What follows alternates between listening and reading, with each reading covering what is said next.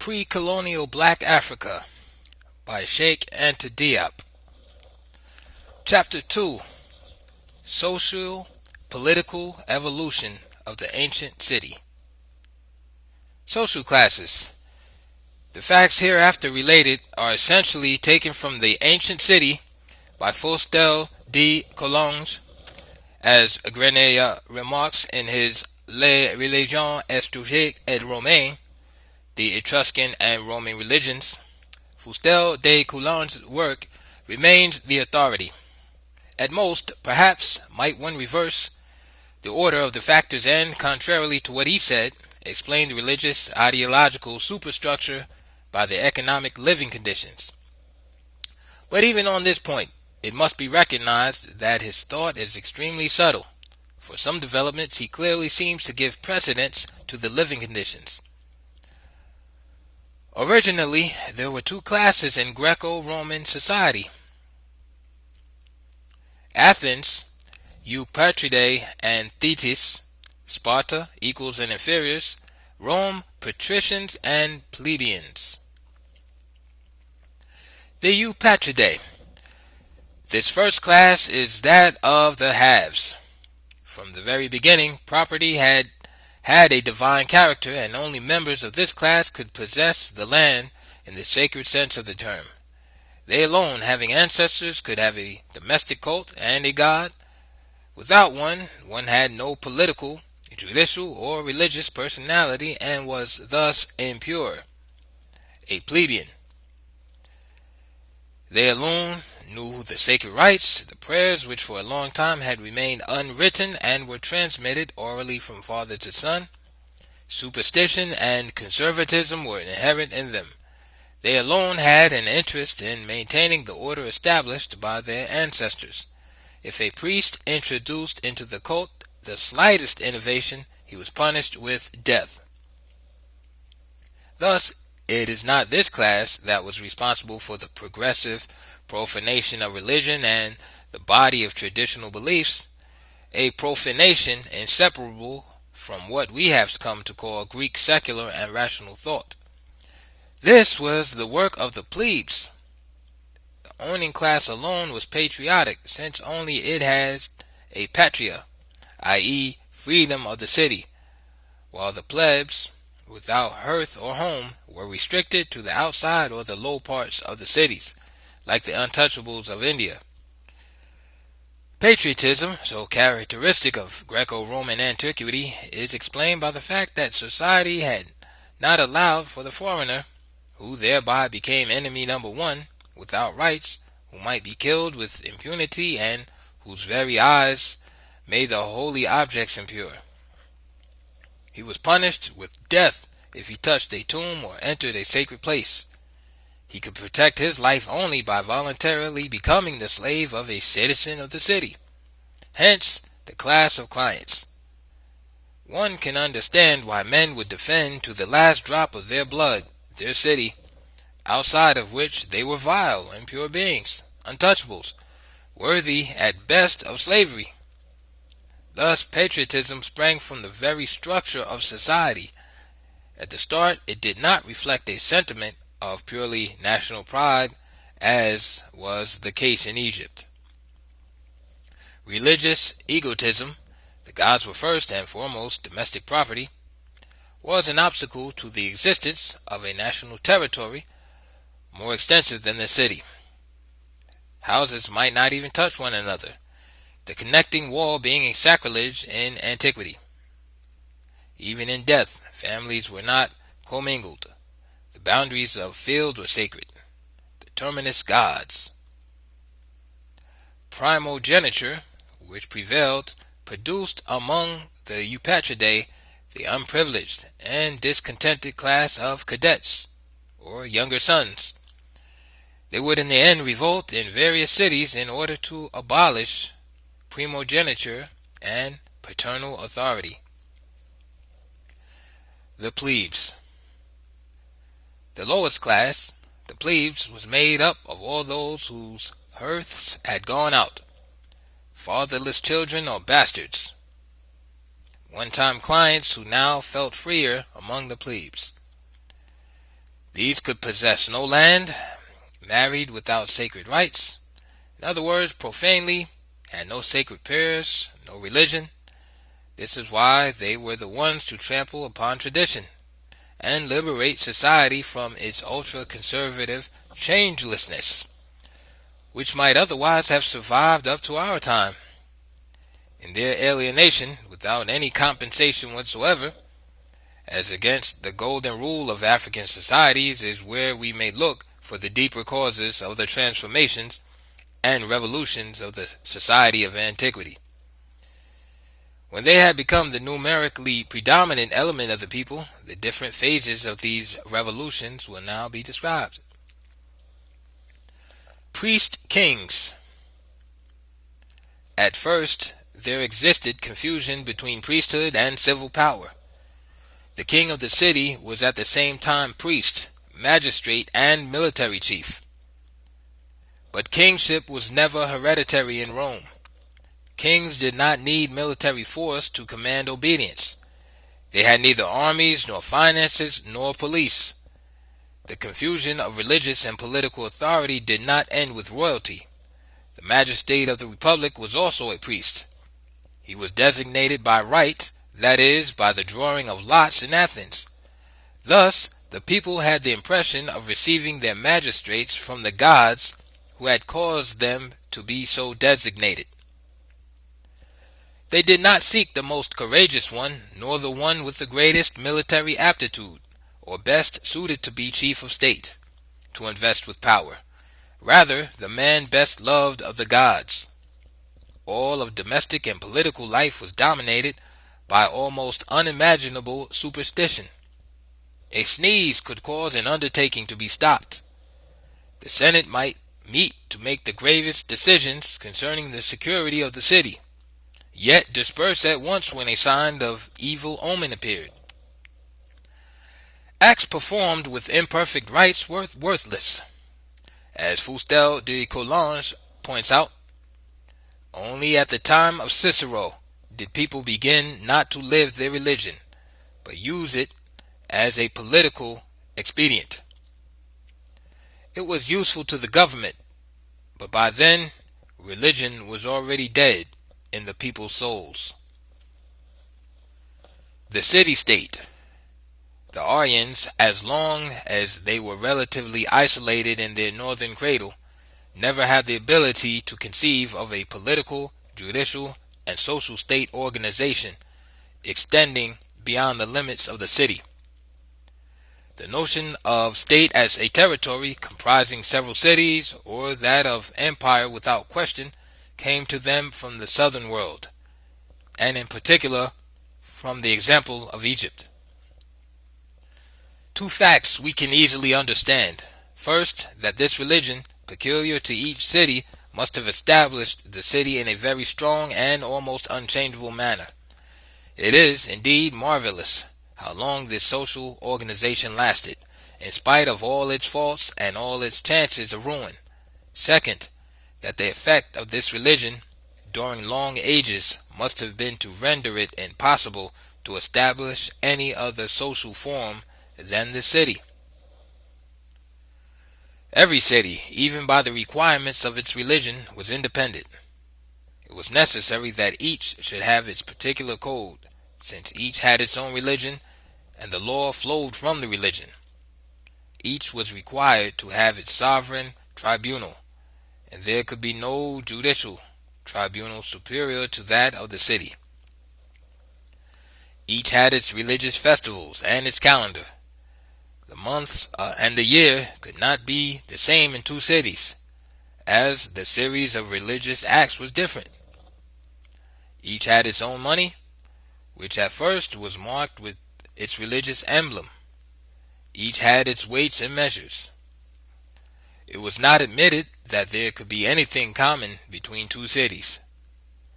The line of demarcation was so profound that one hardly imagined marriage possible between the inhabitants of two different cities. Such a union always appeared strange and was long considered illegal. The legislation of Rome and that of Athens were visibly averse to admitting it. Nearly everywhere, children born of such a marriage were confounded with bastards and deprived of the rights of citizens. In ancient times, there was something more impassable than mountains between two neighboring cities. There were the series of sacred bounds, the difference of worship, and the hatred of the gods toward the foreigner. For this reason, the ancients were never able to establish or even to conceive of any other social organization than the city. Neither the Greeks, nor the Latins, nor even the Romans, for a very long time, ever had a thought that several cities might be united and live on an equal footing under the same government. There might indeed be an alliance or a temporary association in view of some advantage to be gained or some danger to be repelled, but there was never a complete union, for religion made of every city a body which could never be joined to another. Isolation was the law of the city. Under these conditions, the annexation of a city or a neighboring territory was unthinkable. One could not govern a conquered city because one was a foreigner in the eyes of its gods. One might massacre the population or deport it in its entirety to be sold. One pillaged towns but always returned home. There could be no question of settling conquered population on one's own territory and giving them residency, as Merneptah, a pharaoh of the 19th dynasty, and other pharaohs of Egypt had done with Aryan peoples each time they conquered them. Colonization rather had a religious character. The younger branches, without inheritance, lighted a torch in the city hearth so as to found another on virgin soil. Thus were founded by Athenian families the dozen towns of Ionia in which for a long time they preserved the priesthood and political power from father to son. Athens was the mother city to these 12 towns, which were its colonies. As can be seen, the bond was purely religious, and Athens did not claim in any way to exercise the least political control over the life of these cities. Nevertheless, because of economic necessities, confederations were finally formed to group cities together in a very loose bond. Such were, in particular, the commercial federations of Delos, Thermopylae, Caloria, and Delphi. However, according to Fustel de Coulanges, these associations were for a long time of purely religious significance, and it was only under Philip of Macedon that the Amphictyons, as they were called, began to be concerned with political affairs. Individualism. The individual was totally subordinate to the city. The dictatorship of the city was absolute on people's consciences. Once its power became established, the city-state became responsible for the rearing of the children in the place of the father of the family. It even regulated clothing, the wearing of beards by men, the adornment of women, and went so far as to dictate the sentiments that one should show. Sparta had just suffered a defeat at Leuctra, and many of its citizens had perished.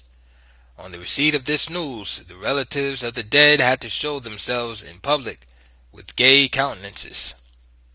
The mother, who learned that her son had escaped and that she should see him again, appeared afflicted and wept. Another, who knew that she should never again see her son, appeared joyous and went around to the temple to thank the gods. What, then, was the power of the state that could thus order the reversal of the natural sentiments and be obeyed? We perceive here one of the causes of Western individualism as opposed to African collectivism. It has often been spoken about without minutely examining how it originated. So, let us inspect the facts available to our analysis. The families of different citizens constituting the city were separate cells, so independent that it was sacrilege for the houses to touch one another. These feelings of independence going back to life on the steeps.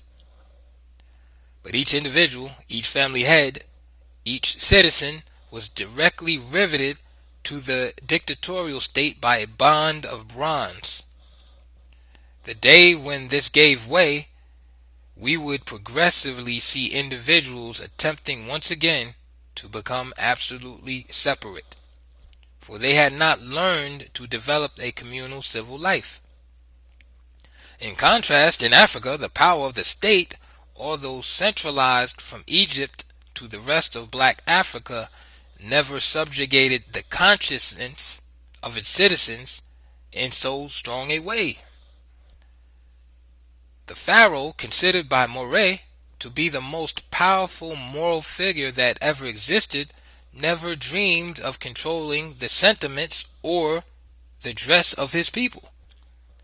The individual always felt dependent upon the state and, socially speaking, upon his peers within community life. In Africa, there always existed a reciprocal invasion of consciences and individual liberties. In other words, each one felt that he had material and moral rights upon the personalities of others, and that they reciprocally had rights on him.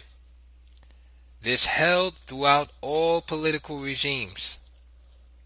Even today, on a superficial level, the African may display a spirit of independence toward the community, but he is hardly likely to grasp the gap which separates the Western individual from the group.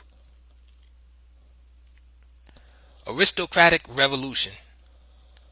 Turning back to the political regimes of the city-states and following their development, one finds that their legitimacy was questioned as early as the 7th century BC. The coincidence of the priesthood with political power created a grave problem. The aristocracy formed by the Eupatridae found it to its advantage to disassociate the two factors, leaving in the hands of the king the symbolic ritual and the priesthood, while retaining for itself the political power. A revolution therefore had to break out, a first revolution of only a political but no social character. The kings wished to be powerful, and the patres preferred that they should not be. A struggle then commenced in all the cities between the aristocracy and the kings. Everywhere the issue of the struggle was the same. Royalty was vanquished, but we must not forget that this primitive royalty was sacred. The king was the man who pronounced the prayers, who offered the sacrifice, who had, in fine, by hereditary right, the power to call down upon the city the protection of the gods.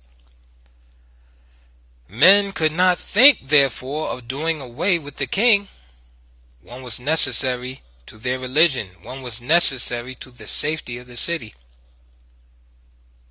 Plutarch writes, as the kings displayed pride and rigor in their commands, the greater part of the Greeks took away their power, and left them only the care of religion. What was then seen was a curious phenomenon. The kings, kept in place by religion, trampled it as much as they could, for it was the very thing that gave strength to the Eupatridae, the aristocracy. The latter derived all their power from the ancestral religious tradition. The kings then called upon the secular plebeian majority, who were not part of the population, which included only citizens and the clients.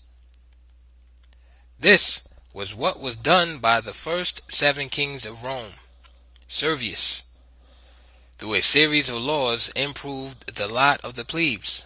giving them conquered lands, which they might own in fact if not by ritual.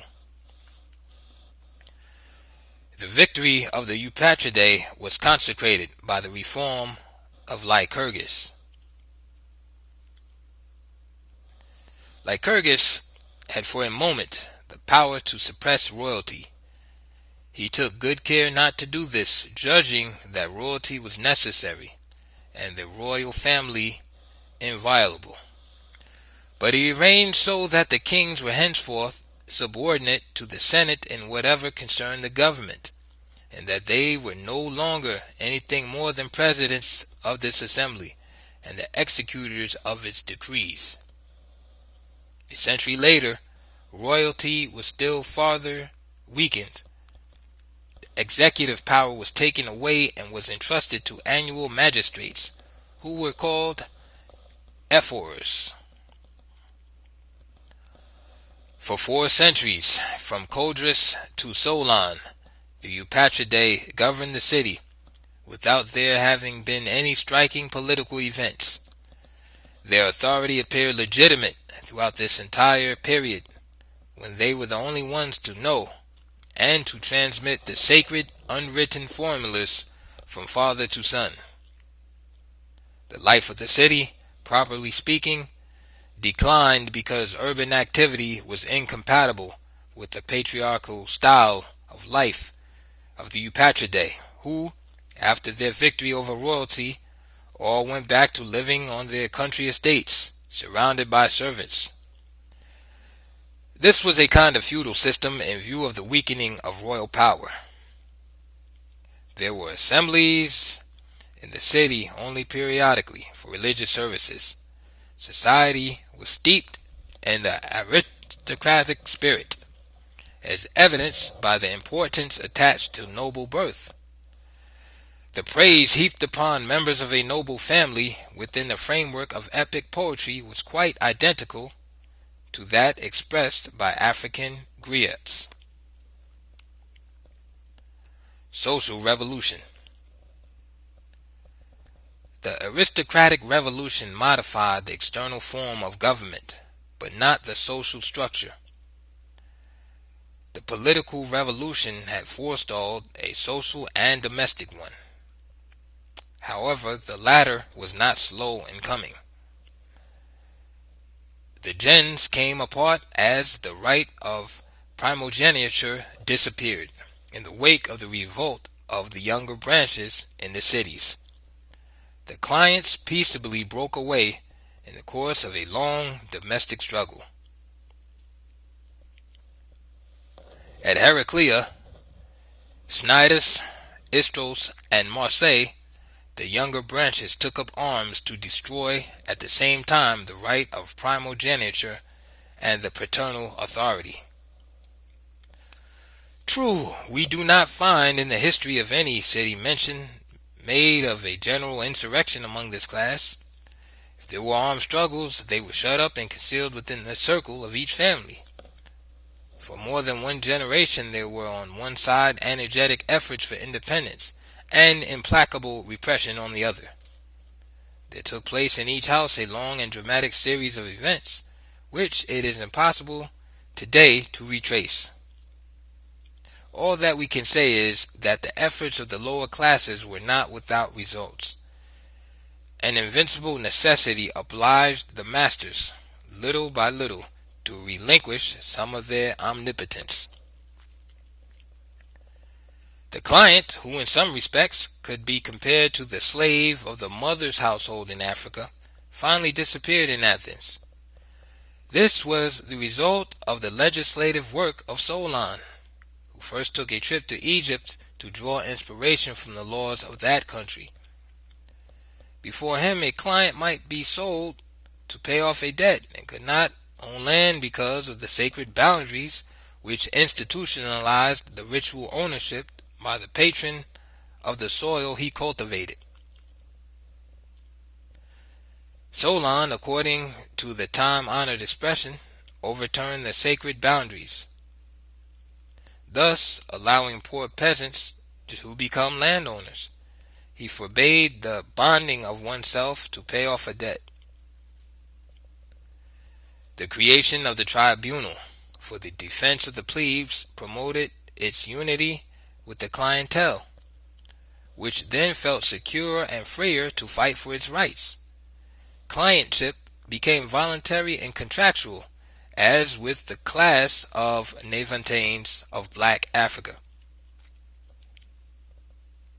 Henceforth, there were only two classes. On the one hand, the owners who formed the ruling aristocracy; on the other, the landless of all sorts, comprising both the plebes and the former clientele. All the political and social contradictions being laid bare, a veritable class struggle, harsh and long, was to take place. Under the aristocracy, plebes and people had regretted the time of the kings, which they considered retrospectively as a golden age. At its outbreak, the struggle consisted in strengthening the royalty against the aristocracy.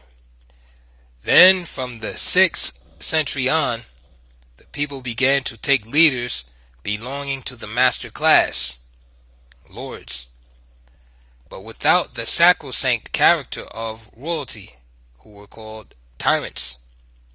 As Fustel de Coulanges noted, this was an event of supreme importance to the extent that it consecrated, for the first time in ancient history, the obedience of man to man, and not that of man to a divinity through an individual. When the kings had been everywhere overthrown and the aristocracy had become supreme, the people did not content themselves with regretting the monarchy. They aspired to restore it under a new form. In Greece, during the 6th century, they succeeded generally in procuring leaders, not wishing to call them kings, because this title implied the idea of religious functions, and could only be borne by the sacerdotal families. They called them tyrants. The invention of money by the Lydians in the 6th century, the progress of commerce, and the new conditions of war allowed the plebes to grow rich and acquire importance. Money was not sacred. Anyone might own it, including plebeians, religious tradition not yet having had time to put its stamp upon it. Commerce was no longer forbidden to anyone either. It grew fantastically as Athens looked out toward the sea. Henceforth, the plebes entered the army and contributed men to the infantry and the navy. Naval operations became progressively more frequent, significant, and decisive than the former land battles, which were marked by the chivalry of the patricians, whose members alone were rich enough to afford the necessary armor. The state did not furnish it as it does today. The aristocracy, by definition, was idle. The manual workers, the artisans, were not, as in Black Africa, freemen belonging to caste, but slaves. As the plebes grew richer and entered into the towns, from which until then they had been excluded, they acquired a faith of their own by adopting foreign beliefs, Egyptian and Asiatic divinities, while gradually the aristocracy became pauperized. The plebes had its own bourgeoisie, its intellectuals, its politicians. Its tyrants now emerged from its own ranks and no longer from that of the Eupatridae. They became real tyrants of the people. The real concern of the plebes, as we can see, was not so much to build a regime radically different from that of the aristocracy which had oppressed them, but to become as much as possible like this class by setting up all the institutions and customs they had lacked to be comparable to it. There then took place a new phenomenon which resembles modern times.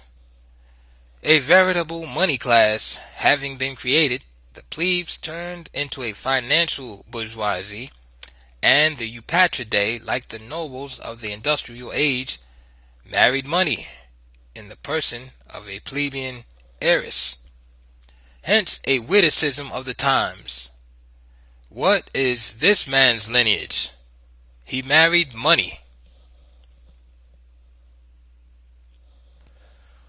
When once the lower classes had gained these points, when they had among themselves rich men, soldiers, and priests, when they had gained all that gave man a sense of his own worth and strength, when in fine they had compelled the aristocracy to consider them of some account, it was impossible to keep them out of social and political life, and the city could be closed to them no longer. The entry of this inferior class into the city was a revolution, which from the 7th to the 5th century filled the history of Greece and Italy. The efforts of the people were everywhere successful, but not everywhere in the same manner, or by the same means. In some cases, the people, as long as they felt themselves to be strong, rose sword in hand and forced the gates of the city where they had been forbidden to live. Once masters, they either drove out the nobles and occupied their houses, or contented themselves with proclaiming an equality of rights. This is what happened at Syracuse, at Erythrae, and at Miletus. Solon's reform coincided with the triumph of the people. It was of a political and social nature. That of Cleisthenes was of a religious nature. Its purpose was to give a faith to all those who had none, merely by geographically splitting up the urban population. As against these two legislations, Draco's, which preceded Solon's by 30 years, was drawn up at a time when the Eupatridae had not yet been conquered. It was thus only a more or less precise codification of the interests of that class. But the poor class was not slow in reacting, and naming Pisistratus as dictator. Henceforth, the public interest would replace the old-time religion, universal suffrage would become the form of government, and Athenian democracy would undergo its effects. The unemployed sold their votes in broad daylight, and a series of laws was established, often confiscating the wealth of the rich. It was a kind of prefiguration of the time of the sharers. Democracy was to suffer from these political blunders to the benefit of the tyrants of the people. Movements of ideas. At that same time, philosophical ideas began to have an effect in the political arena. Then philosophy appeared and overthrew all the rules of the ancient polity. It was impossible to touch the opinions of men without also touching the fundamental principles of their government. Pythagoras, having a vague conception of the supreme being, disdained the local worships, and this was sufficient to cause him to reject the old modes of government and to attempt to found a new order of society. The ideas of Anaxagoras, of the sophists who followed those of Socrates, Plato, and Zeno, contributed powerfully to broadening governmental conceptions and to adapting them to current conditions. Rather than allowing them to follow a series of ossified ancestral formulas no longer meeting any need, Socrates contributed to freeing morals from religion, placing justice above law, and making conscience the guide of man. And this, without meaning to, he opposed the tradition of the city, resulting in the supreme penalty to him. Anaxagoras had the idea of a God whose principle is pure intelligence. It is he who governs our consciences. He therefore rejected the religious formalism of his time by avoiding assemblies as much as possible and refusing political duties.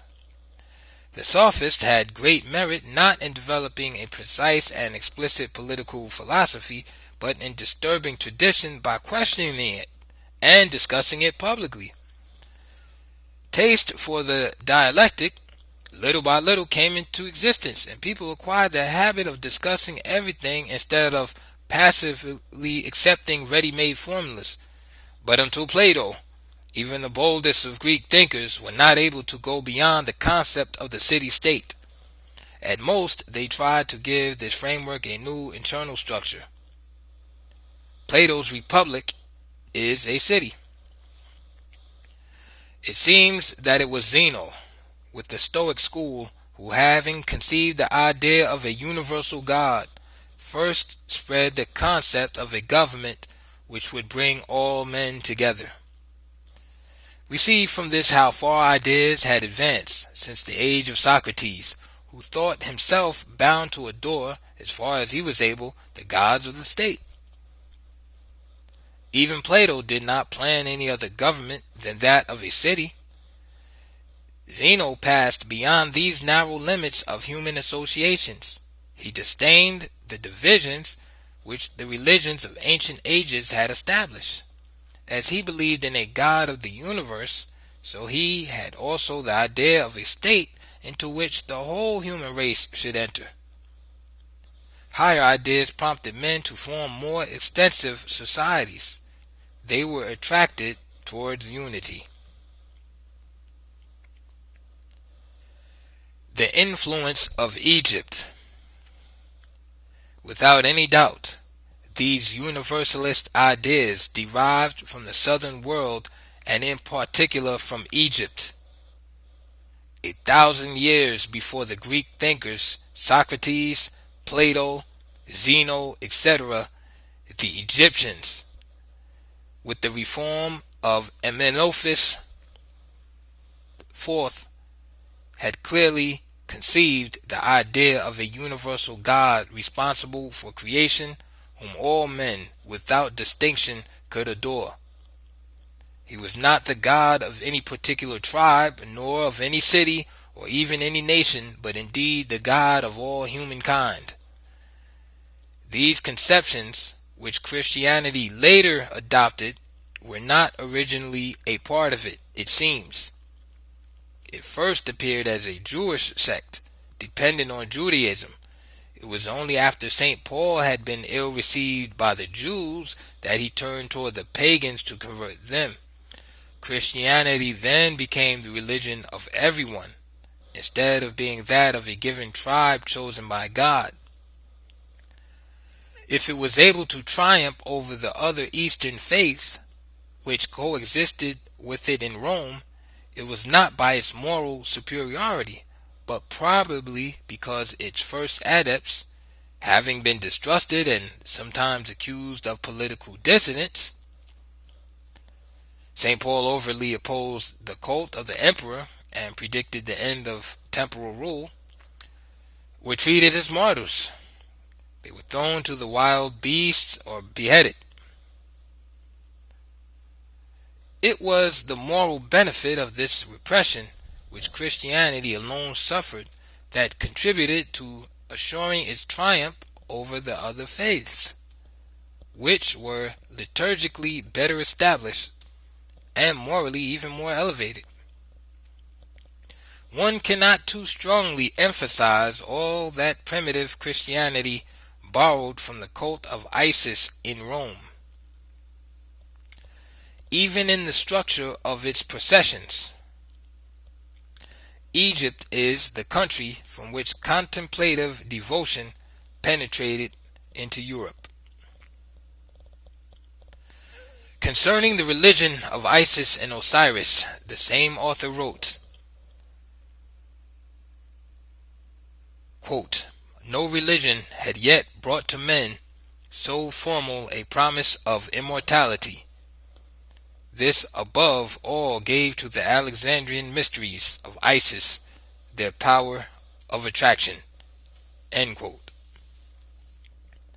We know that Christianity shortly made these conceptions of resurrection and immortality its own. These foreign religions, which made no distinctions among individuals, often allowed the disinherited of the plebes to worship. Here again, the broadening of religious consciousness manifestly came from the outside. The love of one's neighbor was a moral commonplace in the southern world. This notion could represent an advance in morals only in the individualistic northern Mediterranean. The Oriental worships, which began in the 6th century to overrun Greece and Italy, were eagerly received by the plebes. These were forms of worship which, like Buddhism, excluded no caste or people. The Roman Empire. Such then were the political and religious ideas which were to permit Rome, allowing for economic conditions to destroy the municipal regime and establish the empire. At the time of the Peloponnesian War, it had been seen that in all the cities the poor were partisans of Athens and the rich of Sparta. Depending on which faction was victorious in a given city, it became a vassal of Sparta or Athens. Ancient society thus was already divided into two clearly distinct classes, the haves and the have-nots. Their struggle had pushed urban nationalism into the background.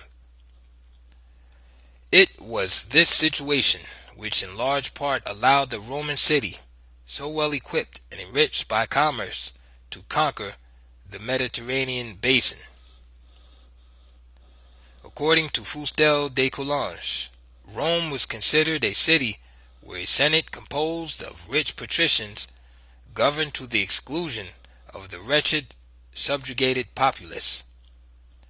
This idea exerted a very strong influence on the ruling aristocracies of other Mediterranean cities, troubled by the class struggle.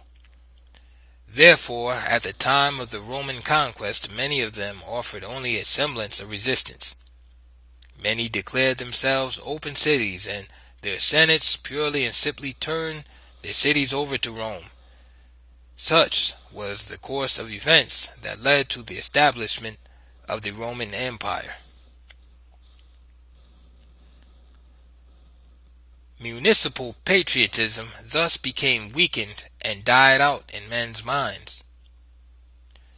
Every man's opinion was more precious to him than his country, and the triumph of his faction became much dearer to him than the grandeur or glory of his city. At Ardea, the aristocracy and the plebes being at enmity, the plebes called the Volscians to their aid, and the aristocracy delivered the city to the Romans.